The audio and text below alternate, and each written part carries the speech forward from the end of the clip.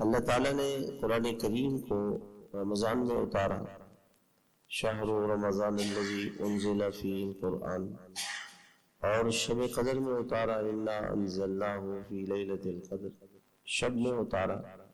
اس لیے علماء نے لکھا ہے کہ رمضان میں رات میں اللہ کی رحمتیں زیادہ ہوتی ہیں رات میں، اور اسی وجہ سے آپ صلی اللہ علیہ وسلم جو ہے وہ آخری عشرے میں پورا عشرہ جاگتے تھے، پورا عشرہ جاگ کے گزارتے تھے، پورا عشرہ جاگ کے گزارتے تھے۔ اور رات میں اللہ تعالیٰ کی بڑی رحمتیں متوجہ ہوتی ہیں، اور جتنی بھی آسمانی کتابیں ہیں، تورات ہے، زبور ہے، انجیل ہے، صحف ابراہیم و موسیٰ، حضرت ابراہیم علیہ السلام اور حضرت موسیٰ علیہ السلام کے صحیفے ہیں، یہ سب رمضان میں نازل ہوئے۔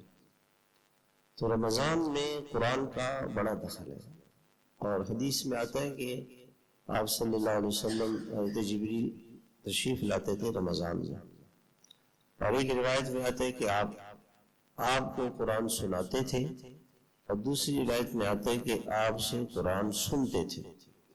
تو قرآن سننا سنانا یہ اس مہینے کا خاص عمل ہے، خاص عمل۔ اپنا ایک نظام الاوقات بنا لیں۔